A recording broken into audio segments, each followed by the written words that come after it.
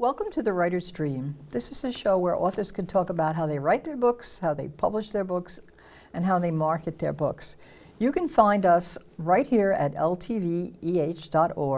Just look at videos on demand and look for The Writer's Dream. We're also on YouTube. You have to search my name, Linda Maria Frank. I am the author of Annie Tillery Mysteries.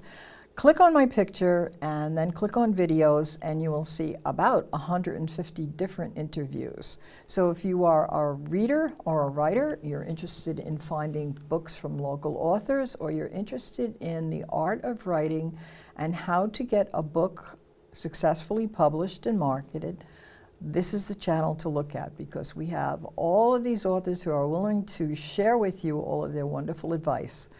We also have a Facebook page called The Writer's Dream, and you can find us there, pretty much the same information. And we hope you come and visit us. If you would like to be on the show, please message me through that Facebook page.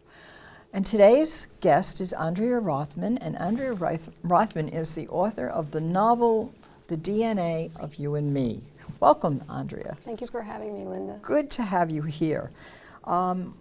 I see that your book has won some very good reviews, which is not easy to get, from Publishers Weekly and the Library Journal. These are two very prestigious journals that give out reviews very stingily, shall we say. So that's very good. And you were a research scientist at the Rockefeller University in New York City, which Correct, is yeah. Prestigious. What was your research about? What did you do your research in? The sense of smell. The sense of smell. Yeah, using mice as a model. Using mice as models. Yes. Okay, so all right.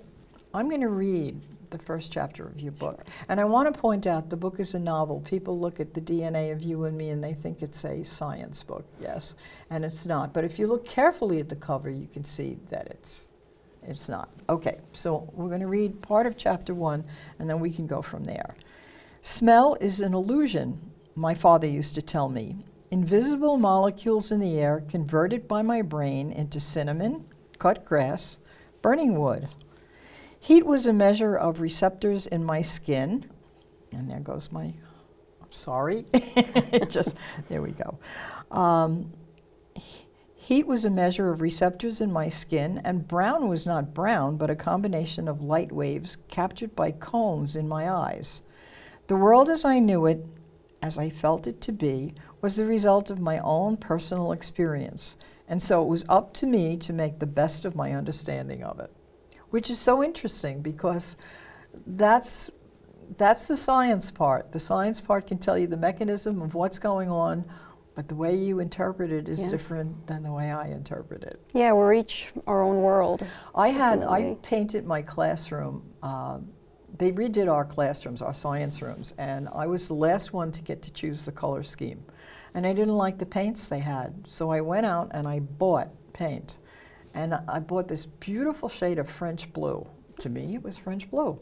Okay, painted the walls, and the kids came in, and the cabinets were red. And the kids came in and they said, "Why did you paint the room purple?" I said, "Purple? It's French blue." It was a perfect illustration of that. And then I had another experience very similar to that, where I relieved the nurse for lunch. I took over the health office, and she had a Swedish ivy plant, and it was enormous. She obviously had a green thumb, and I would go in every day and I would jostle it because it would give off this incredible odor. And a child would come in with some complaint, and I said, "Can you smell that? Isn't that wonderful?" And they said, "What? What smell? What smell?" And I discovered that some kids could smell it and some couldn't, which of course then brought me to my unit on genetics, where I would give them that phenylthiocarbamide paper with the bitter taste, and some could taste it and some couldn't. So this is a very interesting aspect to me, but that's my science thing. But I digress. Here We we go. both love science. If it is true that things are what you make of them, it can be argued that it was I who got in the way of Aiden's research, his life, and not the other way around. After all, he had been in the lab for 3 years when I first set foot here. 3 years is a grain of sand in a scientist's life, but when you've been working in someone else's lab for that long, you begin to hunger irrationally for a breakthrough in your work, your modest but unquestionable contribution to human knowledge. Tomorrow I will be receiving an award, an important one. This award marks in many ways the true beginning of my career and a point of no return in my life, the one I sometimes fear will have me forever looking back. At least that is how it feels now and how it felt then when I first got the news last month. Okay, so tell us about the story. So the news, so first of all, the protagonist, her name is Emily, well, you know, but so she is, the story begins when she's about to receive this award, this very prestigious Lasker Award for all her time spent in the lab doing research on this topic, which is the topic, the science thread of the book.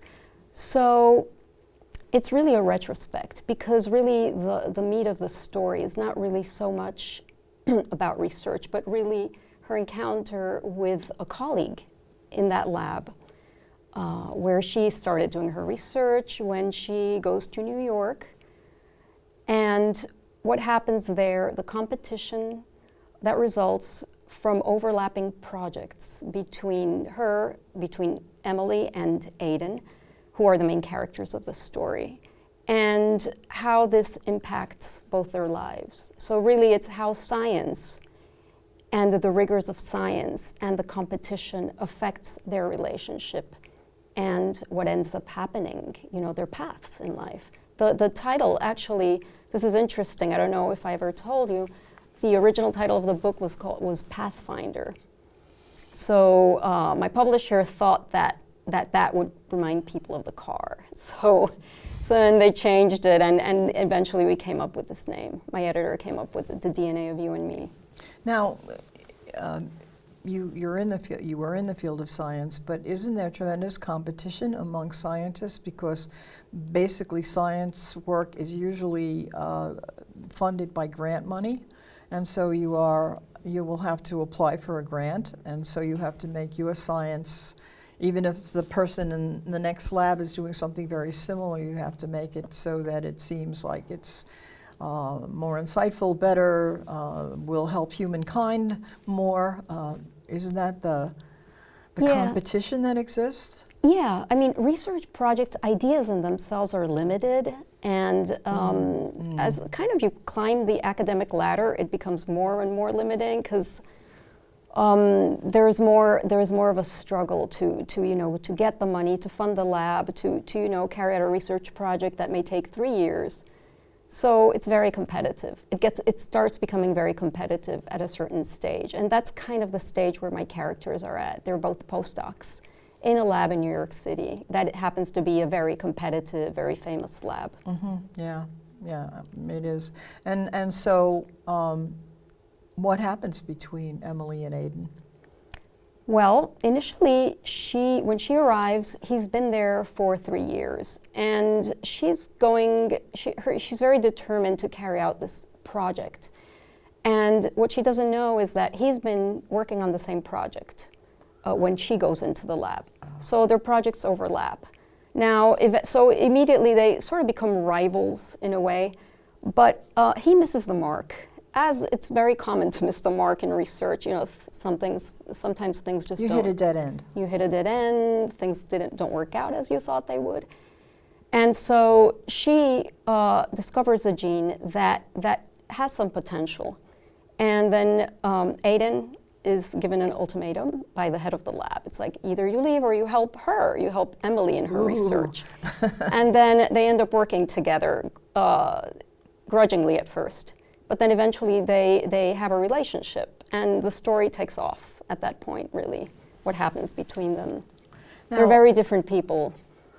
Now, do you address the issue of competition between men and women, how women are treated differently, or are they? Or what are the main science issues that you deal with in the book? Yeah, so that's a really great question because that is an issue. Women in science is a huge issue, but that is not the issue that I deal with, that I write about. Because in the lab, really everybody's sort of equal. I mean, women ultimately have the issue, and I do touch upon that you know, there's a limited reproductive window, and that is going to affect women's decisions more dramatically than men's. So Emily does deal with that aspect, but in terms of competition between male and female, that's not something that I really go into in the novel. Okay, so what about this? It's competition in general, really. Right, okay, so in the process of the research that goes on in the lab, are there problems with the research? Are there integrity issues? There are integrity issues, and that's also one of the main plot points. Yeah, because people think that, I think the general public thinks that scientists go into the lab and they do their research, make their discoveries, and everything is clear cut. And yeah, it takes years really to make a discovery, and some people really they discover minor things. They don't, you know, in Emily's case, you know, this is a fictional character. She discovers a group of genes that is tremendously important in neuroscience. That is something that you know, she's lucky to have found these genes, and she went to the lab at the right time. So there's like, you know, one case in hundreds and thousands. It doesn't happen every day. When I was a scientist, I discovered many things, but nothing tremendously that impactful that would really. Well, that's sometimes it's all the little pieces that eventually lead to something that's impactful. So, what was the gene that she discovers? So it's called a pathfinder, so that's why the title was Pathfinder. And this pathfinder is sort of a guidance protein that helps neurons, smell neurons, reach the places in their brain where they need to go to, so to enable smell, to make smell possible. For you to interpret the sensation. Yeah, which is fascinating. And which is also metaphorical to her life, to where she's going to be, what's going to happen to her, you know, 12 years down the road, 20 years down the road. When I mention it was a retrospect, it really is, and everything in the beginning, that takes place in the beginning, is a result of what happened 12 years ago in her life. Okay, so you said that the book is divided into 5 parts, right? And you said that the 5 parts really do indicate where they're at. So, where they're at in their research. So the stages. The first one is really, I think, genes. the wrong gene. Yeah. So she finds the wrong gene, or he's the wrong gene. He finds the wrong gene. The wrong gene. Okay. Yeah. So, and then a bridge, which I'm assuming is the. A bridge has to do with a small fictional part of the, again metaphorical, of the gene that functions as a bridge between them when they begin working together. So these are all science terms, because the third one is recombination. And of course, I think even the general public kind of gets the idea of recombination because they like to, there's such controversy about recombined genes and genetic food and all the rest of it. So they get that idea. The next one I love is chimera, because chimera from Greek mythology is a monster made from many parts. So and is it that means their fantasy romance? Also. Kind of. Things get ugly, but it also means fantasy. Well, and the last one is the issue of memory. So I'm assuming that. Yeah, it's her looking back. That's the retrospective. So. What was the best part of writing this book?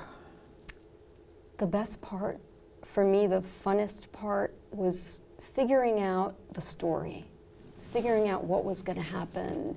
You know, when I realized what the end was going to be, that to me was breathtaking. After that, I could have said, you know, and then I went all the way back to the beginning and I started rewriting. And I could have gone back and back and back. And just to reach that end, to know, I had to go through a lot. So it's like going up a mountain and reaching the peak and seeing, you're at the summit, you see a gorgeous town below. It doesn't matter, you'll go up there and you'll stand there, how long it takes. Yeah, well that's if you really are happy with your story, that's where you end up. What was the hardest part? The hardest part was, there were many hard parts. This is my first novel, and my native language is Spanish. Mm-hmm. So initially I was a little flustered. I was feeling a little bit insecure about the language. Mm-hmm. In general, even though I've read extensively in English. But after that, after I developed her voice, I think that was the hardest part, because it's told in the first person. So once I developed her voice and I knew how she spoke, that kind of guided me. It was great. So, that's interesting. If your character doesn't have a voice that captures the reader, I think the book falls flat. Yeah.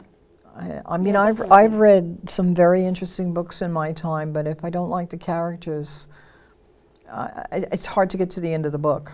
I have to like my characters, either like them or hate them. You have to have some emotional connection with these characters, and I think you, because you worked in the field of science, could definitely give a voice to this character, to Emily, and go through her suffering and her feelings of regret, regrets, and also we all have these feelings of not being able to live up to our ideals, of incompetence. Sometimes we feel incompetent, and sometimes that's what really makes the character, I think, in my estimation, when the character's flawed.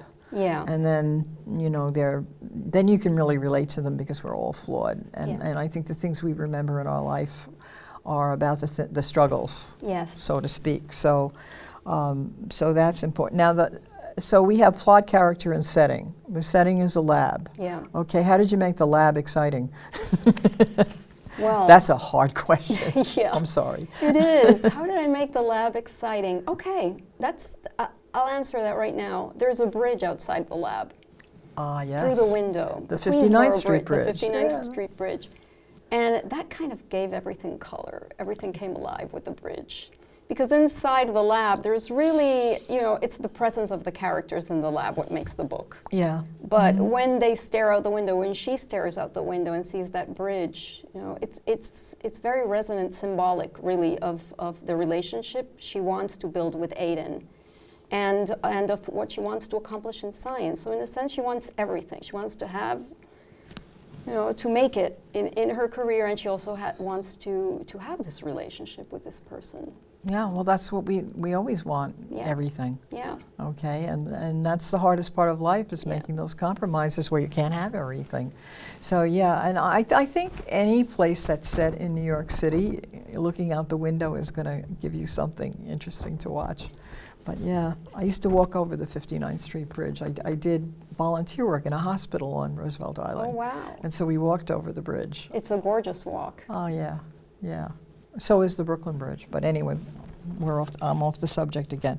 So now the plot, you pretty much explained the plot, and I don't want to get into talking about the plot too much, because I want people to read the book. But I like the idea of the tension between the two characters, and certainly the science is interesting. Now, I would like to read a review, if you don't mind.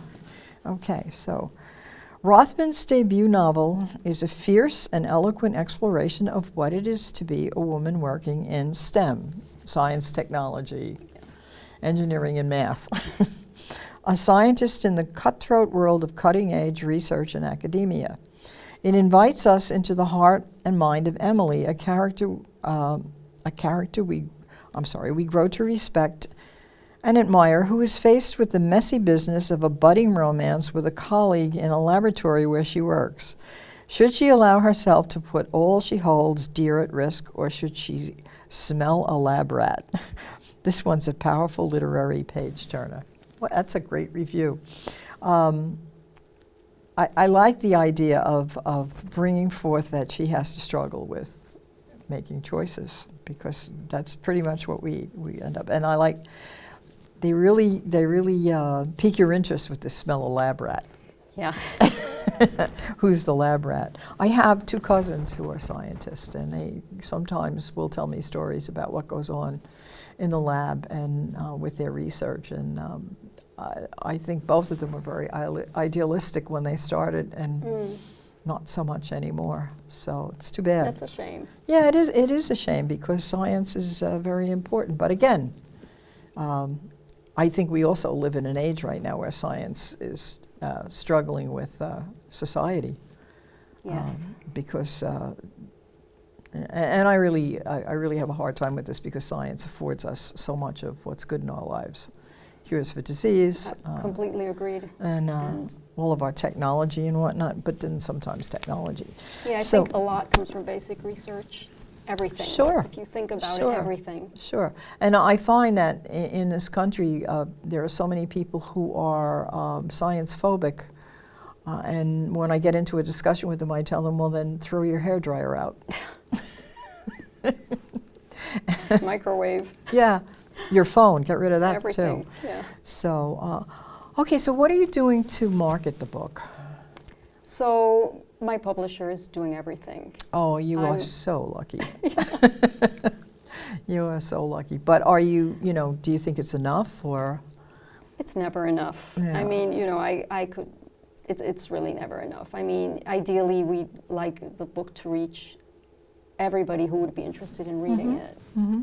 And even people who think they might not, that this is not necessarily their cup of tea, but would give it a try and like it. Do you do book talks? Book talks, you mean? Go to a group of people and talk about the book. Oh yeah, I've been on panels and, Okay. and and interviews, had Because- interviews. And Because I would think in the scientific community they would be interested in yes, in yes. this kind of thing, and selling books to, like, I don't know, I think of Cold Spring Harbor Lab, where Yeah. they do lectures there. Have you done a lecture there? No, They I probably did. would let you do that. That would be great. I did in Hunter College, and it was Yeah. great. Yeah, because a they great do all lecture. kinds of lectures there. You just have to really go up there and find that they have a sort of a community relations manager. Yeah, I bet that would be a great place. that would actually That's be a a great beautiful idea. campus. I know, I know. Yeah, I visited there. So many Nobel Prizes have come out of there. Yes. Yeah, we find Long Island is an interesting place for that. Have you done any other TV interviews, radio interviews? I've done a lot of interviews, Mm-hmm. a lot, for print, for radio, for YouTube. This is my first TV All right. interview, so it's great. Well, good. I hope you enjoyed it. If someone came up to you, someone, I don't know, a colleague or something, and said, I'd like to write a book too, I think I have a story, what advice would you give them?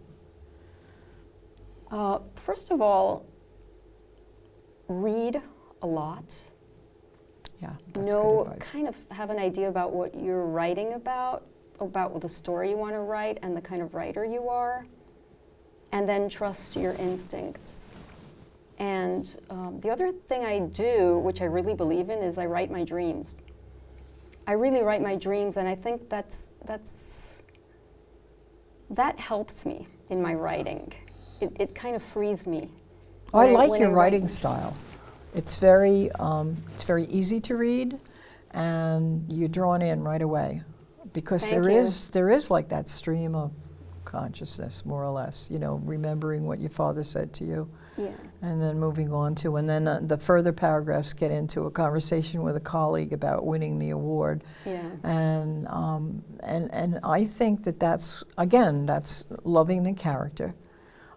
Getting into the character, and you can't love the character until you let the character let you into their heads by Yes. allowing them their thoughts. Yeah. And your advice about reading a lot, people who come to me and ask me about writing, that's what I tell them. Read books and find a style that you Yes, really like exactly. and imitate their style to begin with. And then eventually, if you keep writing, you'll develop a style of your own. Yes, inevitably you'll develop a style of your own. Yeah. But the key is really to read the things you love, and that might evolve. I mean, Oh, yeah. all the time, but you just have to keep reading all the time. It's just essential. I think Keep so, reading. yeah. And also it gives you, because if you're a writer, you really have to have a knowledge base. Yeah. People have asked me also the question about writer's block, and I tell them, even if you're writing a simple romance story that takes place in a small town in, I don't know where, research the small town. I bet you're going to find a lot of interesting things that happened in That's that right. town that you can bring into your book, and it'll make the writer's block go away because you'll have something to add to the story. Yeah, instantly. So that's where I'm at with the book I'm writing. I have writer's block with it, but my place is fictitious. It's a fictional place. Oh, so you can't visit. So I'm going to have You to have go. to. I'm going to have to go find someplace like it and come up with something. But it'll eventually happen. And do you recommend spending the time to get a traditional publisher, or do you think that if you had to do it over again, you would self-publish? No, I would probably do again a traditional publisher. I do recommend, I think it's worth it definitely to spend time, at least several months, trying to get an agent. That's kind of the route to go, an agent, and then the agent will try to sell it to a publishing house. So I would recommend that route, but if not, self-publishing is fine too. Yeah. It's really all about making your book reach the people who will love, the readers who will love it. Yeah, It's you all have- about that in the end, and that can happen in many ways, in many different ways. That's right. Find your audience. Yes. Yeah, that's true. Yeah, so good luck with the book. Do you have something so else much. coming? Something else to say? Something else coming? No, another Well, book. I'm writing 2 books at the same time. Oh, right good. now, so 2 novels. Yeah. So what are they about? Well- Briefly, just briefly, because we have 5 seconds. Well, I was about to say they're not about science, but that's not true. One is about science, and it's about geology. But it Okay. doesn't go as deeply into science as this one does, as The DNA of You and Me does. And the other one is more historical fiction. Okay. And I'm just still trying to figure it out, and it's told from the point of view of 3 characters. So I'm playing around with that right now, and I'm having fun, and it's great.